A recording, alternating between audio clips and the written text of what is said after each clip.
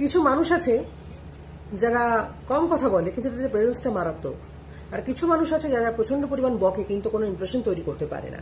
তো সেক্ষেত্রে প্রথমটার যদি অর্থাৎ কম কথা বলে প্রেজেন্সটাকে মারাত্মক লেভেলে নিতে হয় তাহলে 5টা রুল আছে। নাম্বার 1, 2 সেকেন্ডের ডোর রুল, অর্থাৎ যখন দরজা খুলে ঢুকছেন তখন আপনার বডি ল্যাঙ্গুয়েজে যেন কনফিডেন্স থাকে এবং সেই সঙ্গে স্মাইল, একটু পজ দেবেন, ঘুরবেন, ঢুকবেন। নাম্বার 2, স্লো ব্লিঙ্ক, অর্থাৎ চোখের পাতাটা আস্তে, পটপট পটপট করে চোখের পাতা ফেলার দরকার নেই। চোখের সমস্যা থাকলে আলাদা কথা, অনেকে আবার উত্তেজনা এরকম চোখের পাতা ফেলতে থাকে, সেই জন্যই বলা। নাম্বার 3 হচ্ছে নিউট্রাল ফেস, মুখের হাসিটা নিউট্রাল থাকবে।